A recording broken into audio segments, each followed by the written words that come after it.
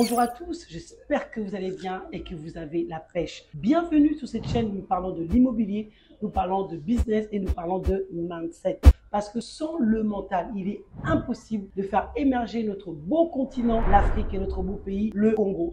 Aujourd'hui, dans notre émission, nous allons parler de la beauté, mais pas que de la beauté, nous allons parler de l'entrepreneuriat avec une personne exceptionnelle qui a quitté la Belgique pour venir s'installer au Congo. Je sais que vous êtes nombreux à vous poser la question et surtout à vouloir revenir au Congo, mais bien sûr, comme je vous dis souvent, on ne vient pas n'importe comment. Il y a des codes, il y a des manières. Et aujourd'hui, nous avons le privilège d'avoir Jennifer qui va nous expliquer son parcours, qui va nous parler de ses défis, de ses combats, mais également comment elle fait pour tenir son business ici au Congo, en sachant que c'est un vrai challenge.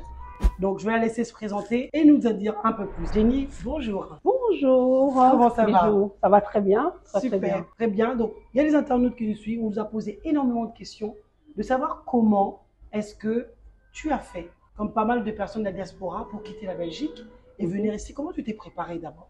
Alors, merci d'abord de me recevoir à l'émission, de venir chez nous, chez MyGlow. Je m'appelle Jennifer Ilito, je suis congolaise et on vécu plusieurs années en Belgique et de retour au pays depuis 7 ans maintenant. Alors, comment ça m'est venu l'idée de venir au Congo? Je suis venue comme tout le monde, de temps en temps en vacances, voir un peu le pays.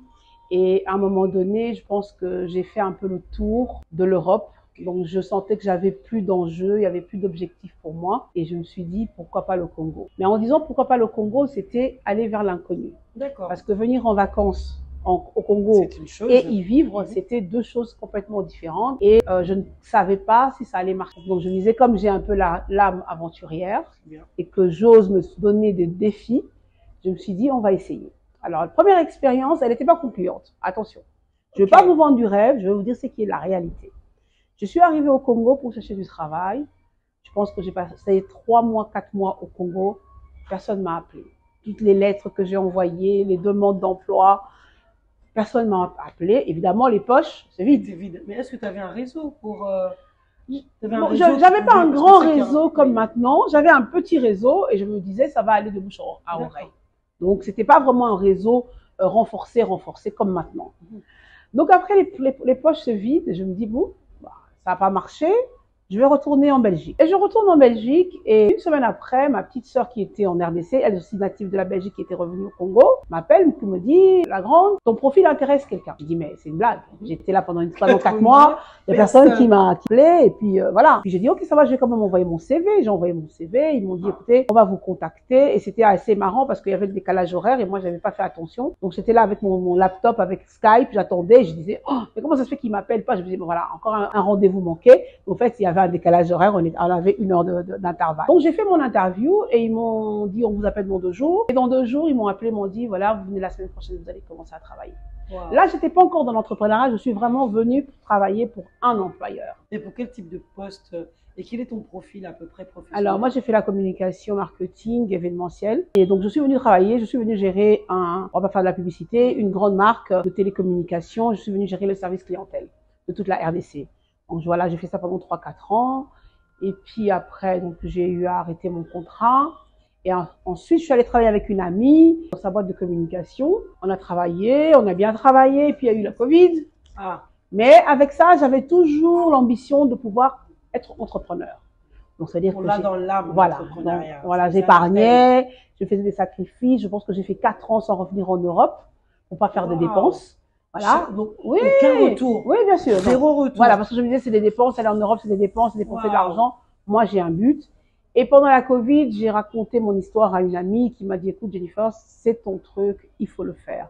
Quelle était mon ambition? Moi, j'aimais tout ce qui était make-up, esthétique, cheveux, onglerie et tout ça. Et j'ai un peu, voyagé dans tout Kinshasa pour regarder un peu ce qui se faisait, vu que je fréquentais moi-même aussi les salons de beauté. Et je me suis rendu compte qu'il y avait 2 catégories en RDC. Soit c'était les gens de la Gombe, c'était des salons extrêmement chers, ou soit c'était vraiment des salons qui respectaient pas les normes. Et c'était un peu désordonné, un peu sale, etc. etc. Et pourtant, c'est la Gombe. Pour ceux qui ne connaissent pas, la Gombe, c'est la ville, c'est un peu Paris. Voilà, exactement. Et je me suis dit, quelle est ma cible? Si je fais un salon de beauté, quelle sera ma cible? Je me suis dit, il y a la classe moyenne qui n'est pas visible comme ça, mais c'est la fille qui travaille comme hôtesse de l'air, c'est la fille qui travaille dans une banque, c'est la fille qui travaille dans une entreprise, qui peut-être n'a pas 100 $ pour pouvoir investir pour aller dans un salon, mais qui peut avoir un bon rapport qualité-prix et être reçue comme il se doit dans un salon qui respire la fraîcheur, où on l'accueille très bien, où elle se sent chez elle pour pouvoir revenir. Donc pendant la Covid, j'ai décidé de me lancer, c'était pas facile. Il y a beaucoup de réalités, oui, il y a beaucoup de réalités en RDC.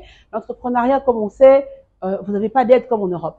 En Europe, c'est vrai qu'on veut se lancer entrepreneur, il y a des fonds qui aident les jeunes entrepreneurs, vous êtes exonéré de la TVA, des impôts pendant X années, etc., un an ou deux. En Belgique, ça se fait. On peut même donner un prêt à taux zéro pour commencer votre business. Ici, c'est à fonds propres. C'est exactement à fonds propres. Donc, je me suis dit, OK, on va se lancer. C'était pas facile. Bon, j'étais un peu aidée, comme je connaissais un peu la com.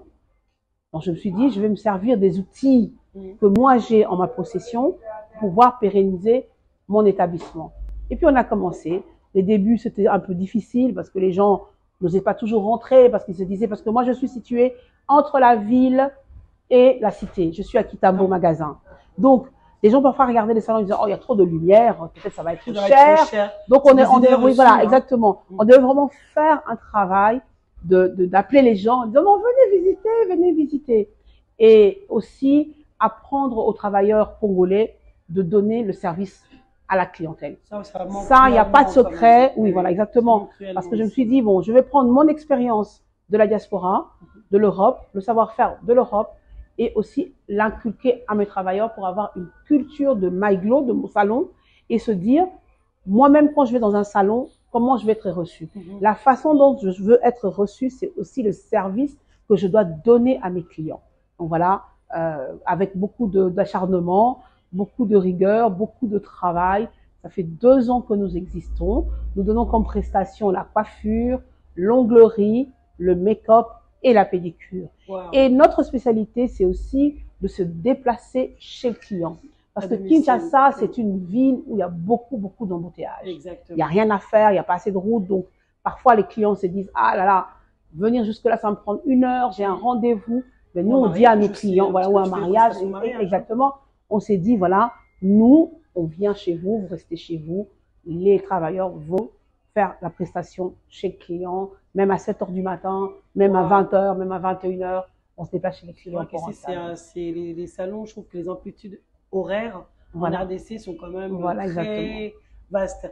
Tu nous fais le tour de l'Institut? Oui, bien sûr. Bien sûr. Je vais vous montrer. Donc ici, par ici, nous avons donc le coin coiffure. On fait les poses perruques, on fait les brushings, on fait les bigoudis, on coupe les cheveux même aussi. Boulon à côté, donc après, voilà, exactement ici. Et par ici, donc, nous avons notre coin make-up. Donc, nous avons les produits. Tous nos produits sont importés de Paris parce qu'on essaie aussi d'apprendre à la fille congolaise d'utiliser des bons produits pour soigner sa peau, pour pas agresser sa peau. Bientôt, nous allons commencer à faire des masterclass aussi pour apprendre comment se maquiller, comment apprendre à se maquiller en 10 minutes, quelles sont les routines de la peau pour avoir, déconseiller le blanchiment de peau exactement, éduquer la fille congolaise à bien soigner sa peau parce qu'on a une très belle peau. C'est vrai que c'est aussi un grand travail à faire parce que la beauté, je trouve que même aujourd'hui, et d'ailleurs, je ne sais pas si tu as remarqué, Jennifer, c'est que même au niveau des panneaux publicitaires, voilà, il y a moins de filles métisses. Voilà. Il y a de plus en plus de filles noires. Voilà, parce que la beauté en Afrique, il faut dire quand même ce qui est, c'est la femme claire. Ouais. Donc la femme claire, c'est la femme qui est belle, etc. Alors que, et tout le monde veut s'éclaircir la peau. Alors vous êtes magnifique, toutes les peaux. La peau noire, elle est belle. Voilà, tu es belle comme tu es. C'est pas parce que tu n'es pas pembé que ça y est, que tu es moche. Non. Il y en a, chacun son teint. Et la beauté n'est pas une couleur. La beauté, c'est d'avoir, voilà, comme elle a pu dire, savoir utiliser les bons outils. Voilà, ici, donc ici, ça c'est le coin manicure, onglerie, où nous faisons la pose capsule, pose gel, pose acrylique, on fait du nail art et on a tous des vernis permanents. Voilà. Alors, par ici, nous avons le coin pédicure. Nous avons le coin pédicure, le coin où ça nous permet, au fait, que les personnes, quand ils viennent faire leurs pieds, vraiment, qu'ils soient détendus pendant le temps qu'ils sont là, qu'ils puissent même travailler. L'avantage, j'étais oui, bien. voilà, Moi, voilà, j'étais exactement. très bien. Bon, j'ai Voilà. mes chaussures. Voilà. Mais Exactement, c'est vraiment. je viens toujours ici, mais Voilà. vous voyez mes pieds, tout le temps quand je quitte la France, je viens d'abord, le lendemain, je suis ici. Voilà. Je fais mes pieds et Exactement. très franchement, Voilà, c'est y a vraiment rien à un dire. moment, on peut même poser son ordinateur, Exact. prendre le temps de travailler pendant qu'on se fait. Exactement. Et on franchement, fait son soin. un plaisir. C'est Voilà. vraiment un plaisir. Exactement. Voilà. Un plaisir. Merci beaucoup. En tout cas, un très, très bel espace. C'est bien aménagé. Je trouve que au niveau des couleurs, au niveau de la décoration, je trouvais vraiment que c'était, tu as vraiment, enfin, c'est vraiment formidable. Là-dessus, vraiment, je trouve, Mais on a allier les essayé. couleurs, quoi. On a essayé de vraiment de faire un espace où la femme ou l'homme aussi prend le temps de venir se dire voilà, j'ai une heure pour faire mes soins, ben, je suis détendue, je viens pas encore me stresser, je viens pas encore comment dire dans un salon qui est trop bruyant, où il y a trop de bruit, on crie. Non, c'est vraiment le temps, je peux prendre le temps, je peux même taper une lettre, je peux envoyer un mail pendant que je fais mes comment dire, pendant que je fais ma prestation. Exact. Voilà. Donc my glow, qu'est-ce que ça signifie? My glow. Ah bon, glow, c'est briller. Alors, voilà, moi, je veux mon ambition de faire briller la femme congolaise parce qu'elle est belle et coquette. C'est encore pour pouvoir la sublimer que j'ai appelé ça My Glow. Waouh. Voilà.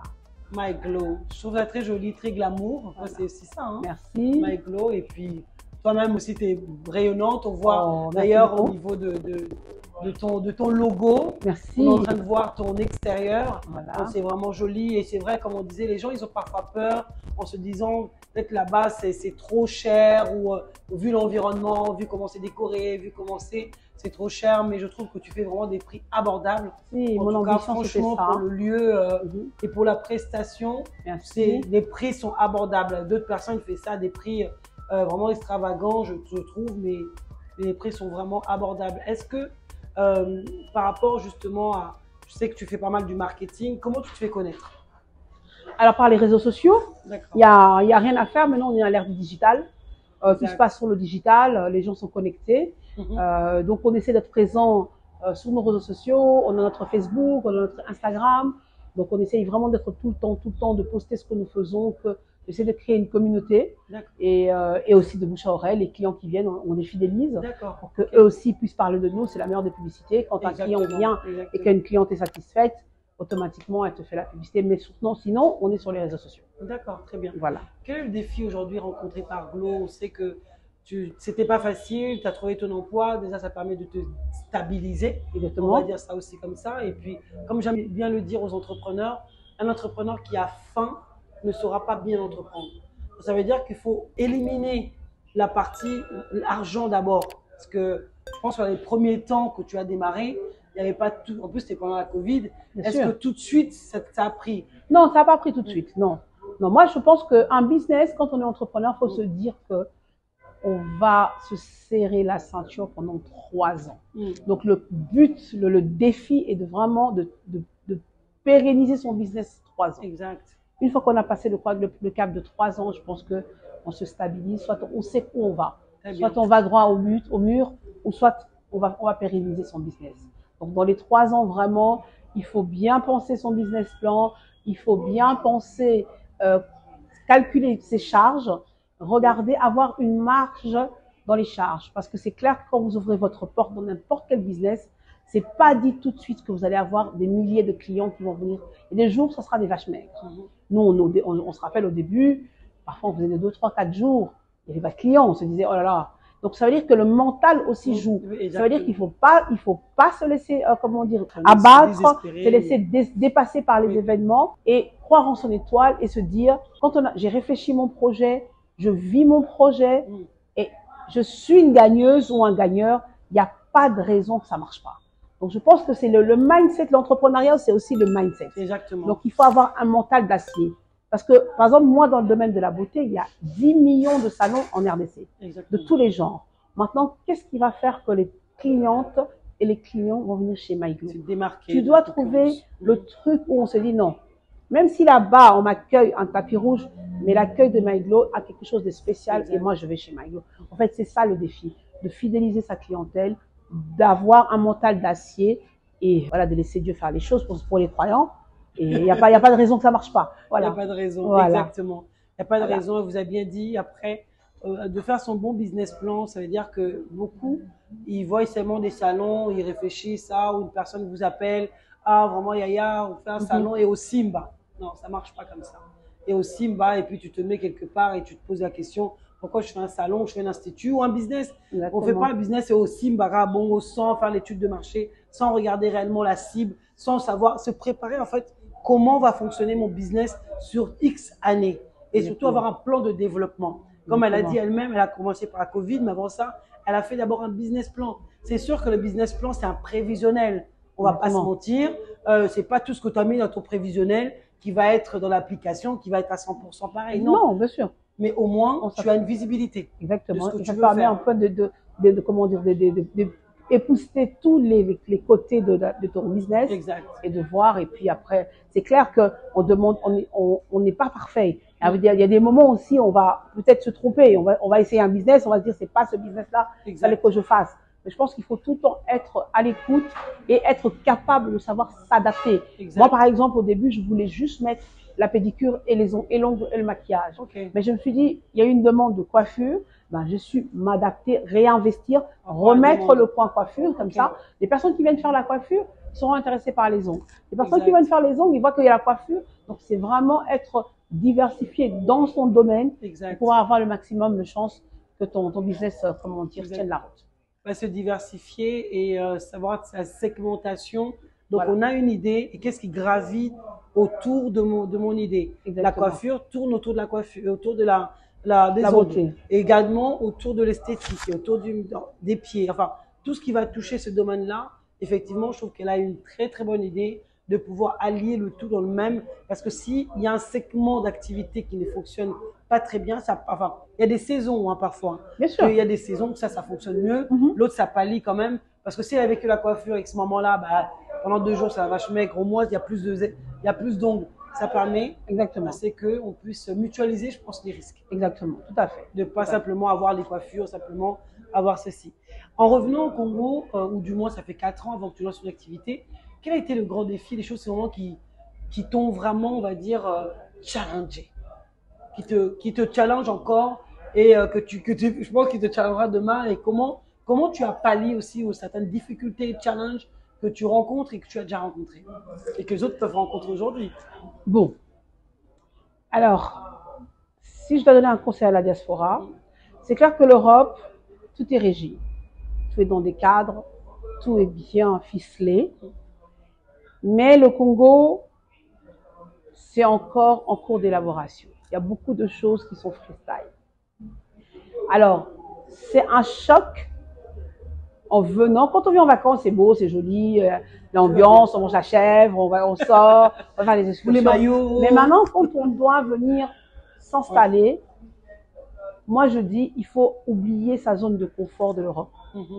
Sinon, si on n'oublie pas sa zone de confort de l'Europe, quand on vient ici, après un mois, on prend ses bagages et on part.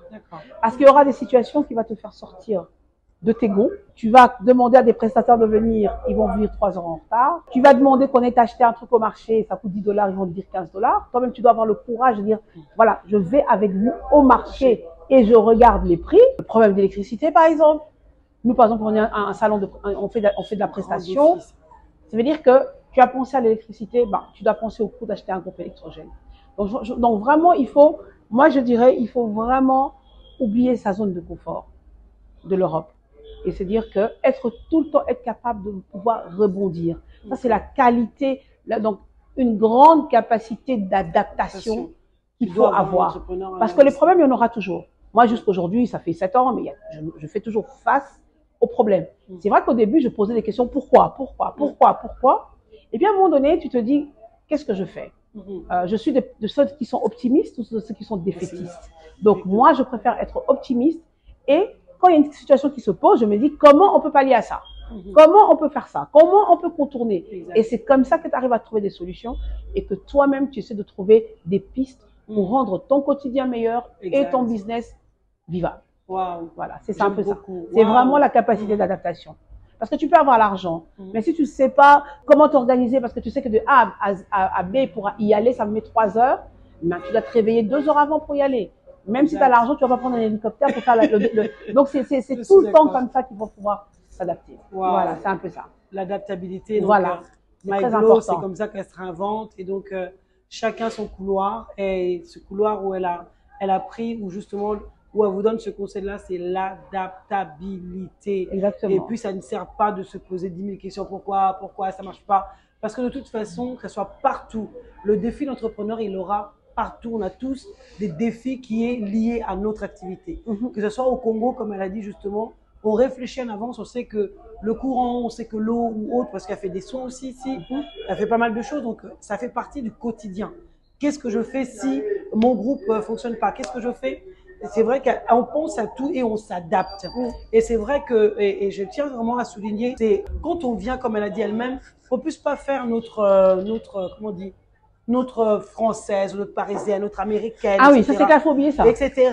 Blablabla. On n'est pas là pour ça. Et puis, je pense pas que ça va nous aider. L'entrepreneur doit minimiser ses charges au maximum. Exactement. On n'est pas là pour faire baume. Et puis, comprendre aussi. On a l'environnement dans lequel on vit. Et puis, quand on va quelque part, moi, je vois souvent dans le meublé, qu'on peut faire, c'est comme dans un salon ou ailleurs. Ah, mais il n'y a pas d'électricité. Mais on s'adapte, on sait très bien. En venant au Congo, c'est un problème su. Si tu ne le savais pas, je te l'apprends par cette vidéo. Que oui, tu peux aller dans un salon de coiffure qui peut être rénommé, réputé, même en plein Gombe, il n'y aura pas d'électricité, ça va couper. Donc, en attendant qu'on mette un groupe, c'est bruyant. Et puis, ça va te fatiguer les oreilles. C'est comme ça. Ça fait partie du dit, ça fait partie du pays. Mais c'est pas pour autant, comme elle a dit, qu'on va s'arrêter. Il faut contourner cela. Et puis après, ça reprend, ça suit son cours. Mais ça fait partie du défi de l'entrepreneur. Et la grande force de l'entrepreneur, c'est la résilience. Exactement. Il faut être résilient. Ça, c'est vraiment le mot qu'il fallait. Il faut vraiment être résilient parce que sinon, on lâche vite fait. On lâche vraiment. Et surtout au Congo. Voilà, exactement. Congo, c'est un vrai mindset. Elle a dit tout à l'heure, c'est un mental à avoir. On ne va vraiment pas vous le cacher. Elle a bien dit tout à l'heure que pour entreprendre au Congo, je le répète dans toutes mes vidéos, ce n'est pas entreprendre en Côte d'Ivoire. Ce n'est pas entreprendre au Sénégal. Voilà. C'est pas la même chose. On a nos réalités qui sont autres. Ça va venir. On est en train de s'améliorer. Je pense qu'on est derrière. C'est pas qu'on fait pas. C'est les vies s'améliorent. Mais le mieux, c'est vraiment en train de pousser. Vous voyez ici comment je me suis fait jolie. Donc, c'est MyGlow qui a pu vraiment me sublimer. Donc, je pense que l'essentiel, c'est ça, c'est de produire des services de qualité.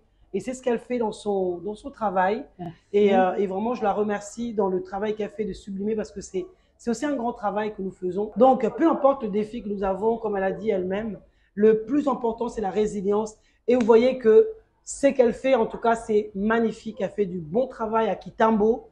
Elle fait partie vraiment des personnes de référence à Kinshasa, des références ici à Kitambo. Donc, si tu veux réellement être bien coiffé, avec les licences comme tu le connais, que ce soit en Europe, etc., on est non loin. On se situe où Alors, MyGlow se situe à Kitambo, au magasin, en face du balcon, le lounge bar, le balcon, en face. Nous sommes à côté de la station d'essence Total. Donc voilà, et sur le boulevard Mujiba. Qui vient de la ville et on accède assez facilement. Exactement. Franchement, c'est très facile d'accès, surtout quand on vient de la ville. Même quand on vient de Kasavubu, même de Bandal, c'est très facile d'arriver ici au salon. Moi, en tout cas, je viens de Kasavubu généralement et je n'ai aucun problème à arriver au salon. Donc, en tout cas, merci beaucoup, Jennifer. Il n'y a pas de problème, c'est un plaisir. Merci. Quel est ton dernier mot que tu pourras donner à Diaspora et à tous ceux qui nous suivent, qui veulent entreprendre ou venir s'installer au Congo? Quel serait ton conseil? Alors, si j'ai un conseil à donner à mes frères et sœurs de la diaspora, n'hésitez pas, si vous avez un rêve pour votre pays, le Congo, de revenir et d'essayer. De toute façon, quand on n'essaye pas, on ne sait pas si on va réussir ou on ne va pas réussir. Le Congo, c'est notre pays et il n'y a que nous qui pourront l'aimer plus que tout le monde. On est différent, certes, de l'Afrique de l'Ouest où les personnes ont l'habitude déjà dès le bas âge de retourner dans leur pays, les parents les emmènent, les parents leur apprennent les commerces. C'est vrai que nous, du côté de l'Afrique centrale, c'est un peu différent. C'est vrai que quand on est arrivé en Europe, les parents peut-être n'ont pas fait le choix de nous apprendre à aimer notre pays, de retourner très tôt, etc., etc. Et on l'apprend de nous-mêmes maintenant. On a les réseaux sociaux, le monde est ouvert à tout le monde.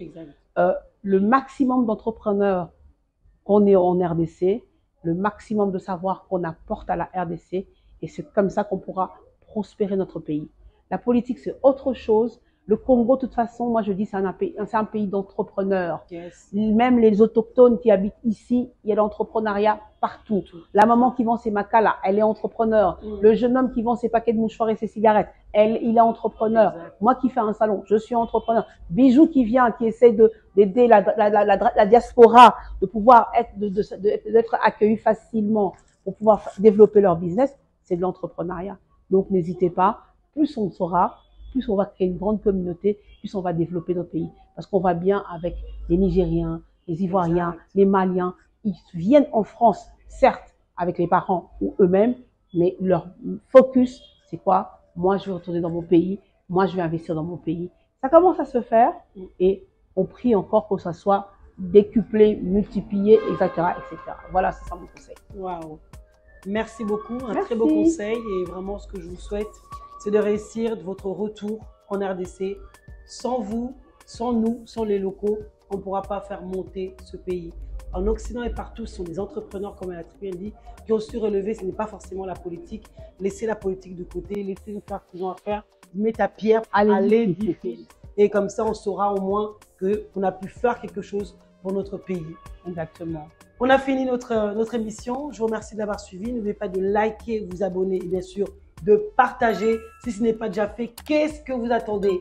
Et je vais finir, comme vous le savez, ma belle Paula Kate. Celui qui a investi dans la pierre, investit pour son avenir, pour son héritage et pour sa retraite.